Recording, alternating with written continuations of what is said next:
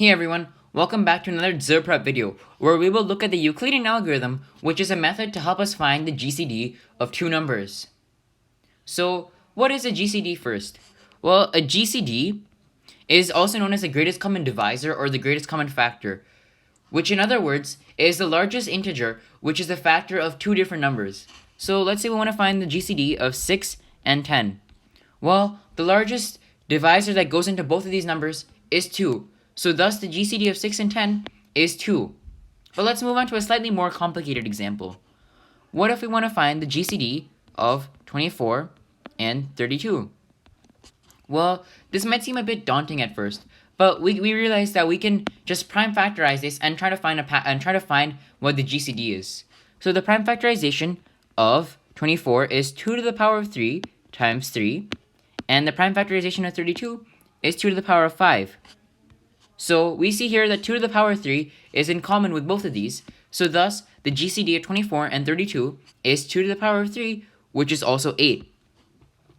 So I hope you guys understood what a GCD is. So now let's look at the Euclidean algorithm.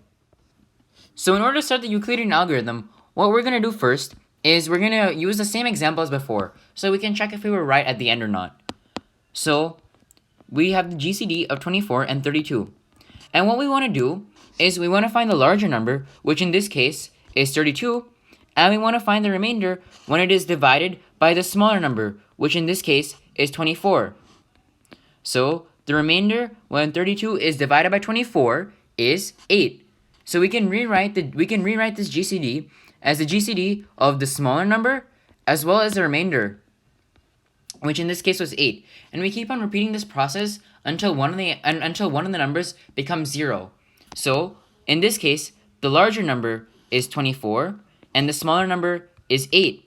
So the remainder when 24 is divided by 8 is 0. So we have reached the end of our process, and all that remains is the GCD of 0 and 8. So when one of the numbers reaches 0, the other number is the final answer to the original GCD that we were looking for. So in this case, the GCD of 24 and 32 is 8, which matches what we were looking at before, so this must mean we were right. So now let's look at more larger complicated examples to get a better understanding of how this algorithm works. So the example we're going to look at here is the GCD of 174, let me just erase this, and 254. So what we want to find is a smaller number, which in this case is 174, and the larger number is 254. So the remainder when 254 is divided by 174 is simply 80. So we can rewrite this as the GCD of 174 and 80.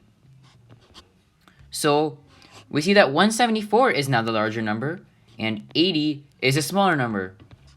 So the remainder when 174 is divided by 80 is 14. So that is going to be equal to the GCD of 14 and 80. So now we have to keep on applying this method. So the remainder when 80 is divided by 14, well, that's going to be equal to 10. So the GCD of 80 and 14 is going to be equal to the same thing as the GCD of 14 and 10, because 14 times 5 is going to be the same thing as 70, and 80 minus 70 is 10. So the remainder is 10 over here, sorry, not 0. So then we repeat this process again. So the remainder when 14 is divided by 10 is, in fact, just 4. So that leaves us with the GCD of 4 and 10.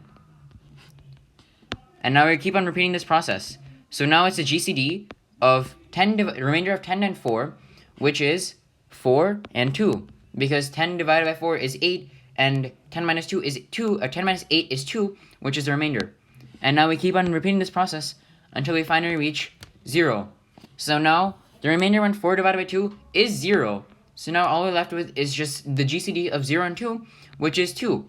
So thus the answer to the GCD of 174 and 254 is 2. So I hope you guys got a better understanding of how the Euclidean algorithm works, and in a future video maybe I could try to prove this.